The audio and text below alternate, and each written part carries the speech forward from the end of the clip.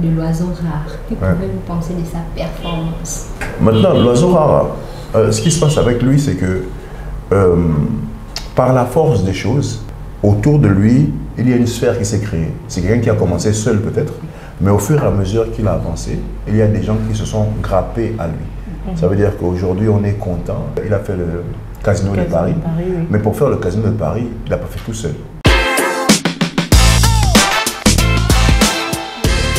Mesdames et messieurs, bienvenue sur le plateau de l'interview. Pour cette édition, nous recevons un invité qui n'est plus à présenter. C'est une figure emblématique du rap et l'un des pionniers du hip-hop gabonais, plus connu sous son pseudo Baponga. Bonjour Monsieur Franck Baponga. Bonjour les filles. Je ne suis pas seule, je suis toujours accompagnée sur ce plateau de ma co-présentatrice Kadi Love. Bonjour Kadi. Bonjour Victoria, bonjour Monsieur Baponga.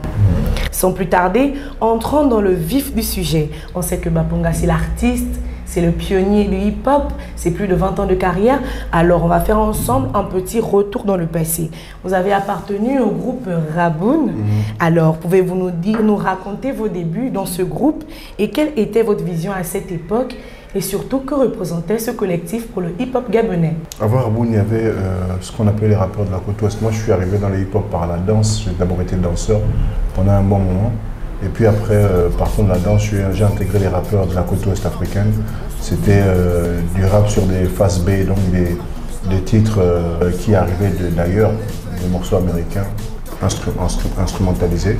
Et donc, après, j'ai fait la connaissance en faisant des freestyles à gauche et à droite du Balloon Gang. Et c'est Balloon Gang qui m'a fait intégrer le Raboun. Alors, qu'est-ce que le Raboun représentait pour moi à cette époque? J'ai pour coutume de dire que ça représentait un peu mon lycée. Parce que j'ai beaucoup appris de Raboun, la discipline, le côté professionnel des choses. C'est la première fois que je voyais des réunions strictes et cohérentes. Et donc on a travaillé sur le développement artistique du groupe Raboun et participer à ça m'a appris beaucoup de choses. D'accord, et que représentait ce collectif pour le hip-hop gabonais? Vu d'aujourd'hui, ça représentait beaucoup, mais au départ, on était un groupe comme tous les autres parce qu'à l'époque, il y avait plein de groupes comme nous, beaucoup de groupes qui démarraient. Et donc, nous, on était un jeune groupe, on savait où on allait, on savait ce qu'on faisait. À la différence des autres, on était très disciplinés, très organisés. Et voilà, c'était la seule différence qu'il y avait à l'époque. On savait ce qu'on allait devenir, on savait ce qu'on allait produire, mais on n'avait pas le regard qu'on a aujourd'hui sur Raboun de l'époque. Mais on savait ce qu'on faisait parce que c'était stratégiquement bien développé. Alors, Monsieur Baponga, j'y arrive. Après cette première étape, vous entrez directement dans une nouvelle phase avec le label Eben Entertainment. Alors, j'aimerais savoir comment s'est faite cette transition. Comment s'est faite cette transition? J'ai été abordé par... c'est bizarre, je rentre toujours dans des groupes ou dans des regroupements d'artistes par quelqu'un qui me recommande. Donc Raboun, c'est Mastakoudi qui m'a présenté à M. Eric Benke. Donc c'est Mastakoudi qui m'a emmené vers Eben. Et voilà, j'ai intégré en faisant un premier single qui s'appelait Farafina, qui a plu à tout le monde. Et puis après ce petit test, j'ai intégré la famille Eben, qui était un label plus qu'un groupe comme les gens le voyaient à l'époque. Et en quoi cette période a marqué un tournant de votre carrière solo? Le côté international. C'est la première fois que j'allais en solo, mais aussi la première fois que je me développais à l'international. Mon premier album n'est pas sorti qu'au Gabon, il est sorti en France, il est sorti au Sénégal, il est sorti au Ghana aussi. Donc il a bien marché en Afrique de l'Ouest, il a marché aussi en France. Pour un Africain qui démarrait, c'était pas mal.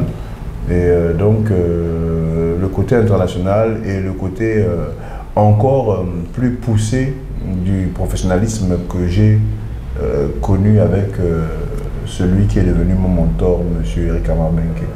C'était, encore une fois, je dis, si Raboun c'était le lycée, et ben c'était l'université. Là, c'était carrément un autre apprentissage. L'apprentissage du monde des affaires, de l'investissement, de la production, de la productivité, de la chaîne de valeur, de tout ce qui concernait l'industrie de la musique. D'accord. Avec le label Eben, lequel de vos sons a fait le plus succès? En Afrique de l'Ouest, je pense que c'est... En Afrique francophone, je pense que c'est Espoir. Espoir, ouais, c'est Espoir qui a eu le plus gros succès. Après, C'est vrai qu'il y a eu des morceaux comme More Fire, mais Espoir a vraiment bien marché. D'accord. En tant qu'artiste, vous avez pris le virage de l'entrepreneuriat culturel. Qu'est-ce qui vous a poussé à endosser ce rôle, premièrement? Parce que très tôt, j'ai su que chez les artistes professionnels, le gros de leur argent ne venait pas que de la musique et qu'ils se servaient de l'argent qui arrivait de la musique pour le réinvestir dans d'autres affaires. Donc je l'ai compris très tôt et j'ai voulu m'essayer aussi très tôt. Donc voilà ce qui m'a lancé dans l'entrepreneuriat culturel. Parce que j'ai voulu trouver des ressources pour tenir. Parce que sur une année, par exemple, lorsqu'on vit de tournée, on n'est pas en tournée toute l'année. Donc on est en tournée pendant une période et pendant une autre période, il n'y a pratiquement rien. Il n'y a pas de marché, on ne nous appelle pas. Donc moi, je voulais créer un flux constant de revenus. Donc pour avoir ce flux constant, il fallait donc réinvestir l'argent que j'ai gagné dans la musique dans d'autres petites entreprises. D'accord. Quels sont les projets que vous avez menés ou soutenus dans ce cadre? Ma marque de vêtements, cas par cas, j'ai lancé une structure de communication parce que je suis aussi réalisateur vidéo. J'ai lancé une structure de communication. J'ai lancé... bon, le label existait déjà. Le label de musique existait déjà. Donc, je produisais des artistes. Après, j'ai lancé une association. Aujourd'hui, je suis en train de lancer un média culturel qui va bientôt voir le jour, qui est déjà là en tant qu'annuaire numérique, mais qui va prendre le statut de média culturel bientôt. D'accord. J'ai peut-être oublié autre chose, parce que j'ai participé à plein de choses, mais bon, c'est le principal. On pourra dire, vous avez été réalisateur, comment vous avez vécu ça en étant un réalisateur? J'ai toujours aimé la beauté de l'image. J'ai toujours aimé la beauté de l'image, j'ai toujours aimé scénariser les choses. Et quand on aime scénariser les choses, c'est mon côté directeur artistique. Forcément, on a envie de toucher un peu à la vidéo. Donc, je ne suis pas réalisateur comme qui dirait à temps plein, d'accord, mais j'ai des projets. Mon projet le plus récent, c'est que j'ai fait une publicité pour Sanyong, la marque de voiture. Donc, c'est une très bonne expérience et je crois que pour l'instant, c'est mon plus haut marché. J'aimerais savoir qu'est-ce que l'audiovisuel ou bien l'image compte pour les artistes gabonais, si je peux dire ainsi, l'importance de l'image. L'importance de l'image, c'est le côté marketing. On se vend grâce à l'image, on se vend grâce à la connexion que nous avons avec ceux qui nous regardent. Et pour que les gens nous regardent, il va falloir s'afficher. Et pour être affiché, on passe donc par la gestion de son image, on passe par l'image, on passe par le résultat que ça donne lorsqu'on arrive sur un écran. C'est notre façon d'intégrer les foyers, c'est notre façon d'intégrer autrui. Parce que nous sommes des artistes, et bien, il faut bien que via quelque chose, on arrive à rentrer dans les maisons des gens. Et donc c'est par l'image, c'est par la vidéo, c'est par la photo, c'est par les visuels qu'on arrive à accéder à tout ça. D'accord. Monsieur Baponga, avec plus de 20 ans de carrière, quel regard vous portez sur l'évolution du rap gabonais aujourd'hui? Oui, c'est très intéressant au niveau de talent. Les jeunes sont talentueux. Maintenant, le problème, c'est qu'il va falloir s'industrialiser. Le problème, c'est qu'il va falloir penser plus professionnel. Aujourd'hui, on voit comment vous vous structurez, par exemple, dans les médias. Il y a de plus en plus de médias qui s'ouvrent. Mais regardez comment vous êtes structuré. Bah, ça va devoir être la même chose pour les artistes. Parce qu'un artiste est une entreprise à part entière. Donc autour de l'artiste, il faut un microcosme de choses qui tournent autour de lui, des agents marketing, des managers, des tourneurs, des attachés de presse, des hommes de droit, des avocats, voilà. Donc c'est tout ça qui doit tourner autour des artistes et il faut qu'on s'y mette. Parce qu'on n'est plus à l'époque du talent pour le talent. Ça ne marche plus. D'accord.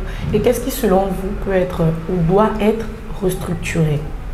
Mais en fait, d'abord, on va commencer par les textes de loi pour encadrer le milieu artistique, mais les textes de loi seront alimentés parce que les gens auront découvert de nous.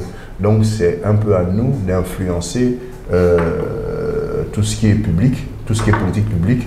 C'est aux artistes eux-mêmes de s'organiser, d'accord, et donc de faire en sorte de faire connaître ce qu'ils savent faire, leur savoir-faire, de comment ils sont organisés, de comment ils travaillent pour que les politiques publiques puissent s'adapter à ce que nous proposons.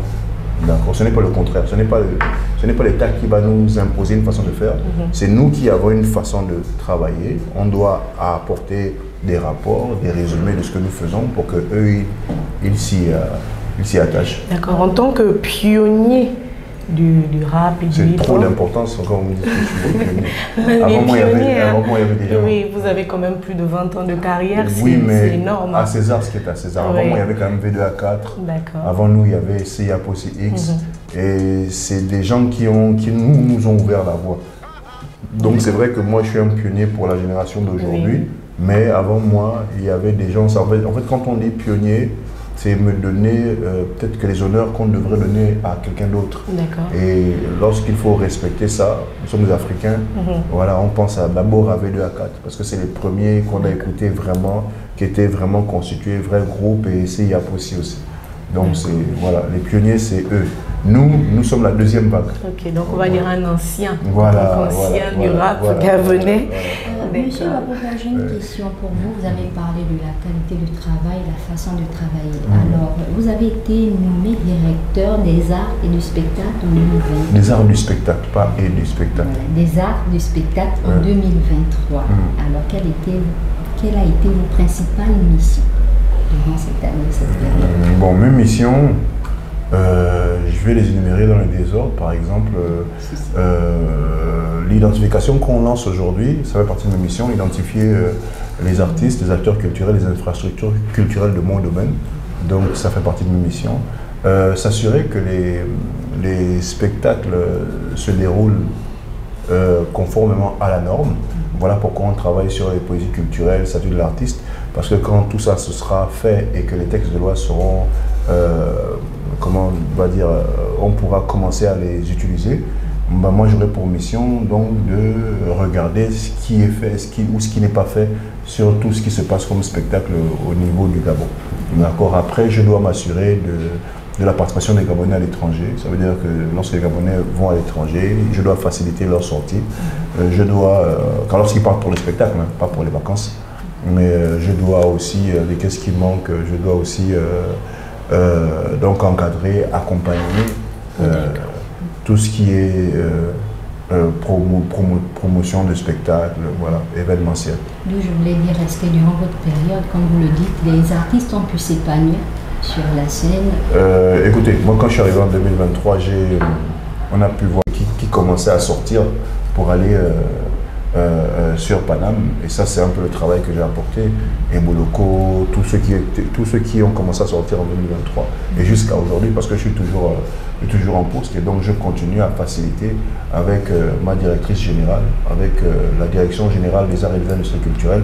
Nous continuons à faciliter, grâce à madame le ministre qui nous accompagne aussi, la sortie des artistes gabonais. N'avez-vous pas rencontré des obstacles durant ces missions?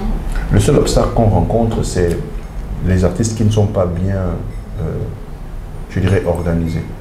Parce que pour vous faciliter la sortie du pays, il faudrait que vous soyez bien constitué en tant qu'artiste, que vous ayez tous vos documents. Et très peu d'artistes ont tous leurs documents. Un artiste, normalement, devrait toujours avoir un pressbook. Et lorsqu'un artiste n'a même pas un pressbook, on commence à avoir des problèmes. Ça, c'est la fin. Mais au début, si un artiste n'a même pas un acte de naissance, c'est encore un autre problème. C'est ce qui permet ou qui bloque certains artistes de prendre de l'envol dans notre pays. Voilà pourquoi je vous ai dit, le talent, pour le talent, ça ne sert à rien. Lorsqu'on est talentueux, il faut aussi être organisé. C'est un peu comme quand vous cherchez du travail. Vous savez, quand il y en a qui n'arrivent pas à trouver du travail seulement parce que le dossier est mal constitué. D'accord. Lorsque vous déposez un dossier, on ne va pas prendre le temps, lorsqu'on a 3000 demandes, on ne va pas prendre le temps de rappeler une personne pour lui dire de venir refaire, recommencer. Non. Sauf si vous avez un parent. D'accord. Mais il y a des dossiers, quand on regarde, on met de côté parce que le dossier ne répond pas à tout ce qu'on a demandé. D'accord. Si tu me permets, Victoria, je vais encore poser une question. Aujourd'hui, vous connaissez peut-être toutes ces choses, peut-être par rapport à votre poste en tant que directeur. Non. Bien, j'aimerais savoir si, dès le départ avant, est-ce qu'il y avait, vous connaissez qu'il y avait tant de complications? Je ne connais pas mon travail grâce à mon poste. Je faisais mon travail avant d'être nommé.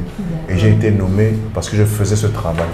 D'accord. Ça veut dire qu'avant d'être en poste, j'envoyais déjà des artistes à l'étranger en tant que Baponga. Parce que j'avais la connaissance requise pour dire à un artiste que pour aller à l'étranger, il te faut ça, il te faut ça, il te faut ça, il te faut ça. Donc j'ai toujours fait ça. Je fais ça depuis au moins 2012.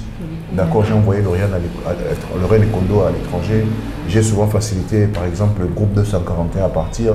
J'ai travaillé avec Michel Metogo sur des contrats pour l'étranger. Donc, c'est mon côté. Je vous ai dit, moi, j'ai fait Raboun, si vous vous rappelez, qui était un groupe très discipliné et très bien organisé depuis Raboun. Après, je suis allé dans Eben, qui était très professionnel et encore plus organisé que Raboun. Donc, en fait, c'est de ces deux expériences, d'accord, que moi, je maîtrise le secteur culturel. C'est parce que j'ai travaillé avec des gens qui étaient très structurés. Et en plus, le plus que moi, j'avais par rapport aux autres artistes, c'est que quand je travaillais avec mon producteur, je travaillais de façon studieuse. Donc, je n'étais pas dans le label Eben seulement pour chanter.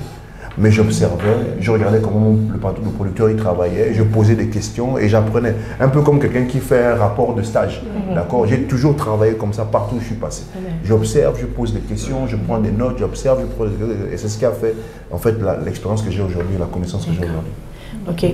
Monsieur Baponga, vous avez parlé d'identification des artistes. Oui. Est-ce qu'aujourd'hui, vous pouvez dire que cette identification a porté ses fruits? Non, on commence. On va commencer maintenant. Ah, okay. On a lancé ça hier. D'accord. Et donc, l'identification commence sur l'étendue du territoire maintenant. D'accord, même en province? En province, voilà. C'est pour ça que ça prend du temps. Donc, quand on lance l'identification, on aura les premiers résultats peut-être dans 4 ou 6 mois. D'accord. Ok, donc dans 4 ou 6 mois, on pourra savoir qui est artiste ou qui ne l'est pas. Ah, ok. Il ne suffit pas de chanter pour être artiste. D'accord, mais comment ça se fait? Parce que généralement, nous ici au Gabon, on se dit la personne qui chante, les artistes tout de suite, il veut se faire connaître. Mais comment vous allez faire pour identifier spécifiquement? Le statut de l'artiste dit que l'artiste exerce une profession libérale. Donc avant libéral, il y a le mot profession. Et dans le mot profession, il y a des statuts à respecter, il y a des règles à respecter, il y a des documents à voir, il y a des... Voilà. Donc tout ça, voilà, il faudra présenter certaines choses pour être reconnu en tant qu'artiste. D'accord. Et est-ce que vous pouvez nous dire quelles sont les choses éventuellement que les artistes devront présenter pour être identifiés en tant que... Mais déjà une œuvre. D'accord. Parce qu'il y a des gens qui viennent se présenter en tant qu'artistes mais qui n'ont même pas d'œuvre. D'accord, d'accord. Tout le monde est artiste actuellement au Gabon. Surtout le 17 août. Oui, tout le monde est artiste. Par rapport à cette question, par rapport à ça, quel regard portez-vous aujourd'hui sur la nouvelle génération des artistes au Gabon? Ils sont très c'est le côté créatif qui est très impressionnant. On continue dans l'innovation, on continue parce que souvent aussi quand on parle d'artistes, on ne voit que la musique. Moi, de là où je suis, quand on parle d'artistes, je vois plus loin, plus large, plus voilà. Parce que le paysage est vaste. Déjà, si on reste sur les musiciens, je ne vois pas que les chanteurs, je vois aussi les instrumentistes, les guitaristes, les batteurs. Et donc, d'un point de vue général, le Gabonais est très créatif et il a un bon niveau musicalement. Parce que quand on va à l'étranger, vous voyez, on s'en sort toujours, on arrive à gagner des concours, on ramène toujours de bons résultats. Voilà. Donc le niveau, aujourd'hui, pour moi, il est satisfaisant. Maintenant, mon problème, c'est la structuration. C'est qu'un artiste doit être structuré, il doit avoir son équipe. Voilà. J'espère qu'ils écouteront. Et par rapport à cela, si on prenait le cas de l'oiseau rare, que pouvez-vous penser de sa performance?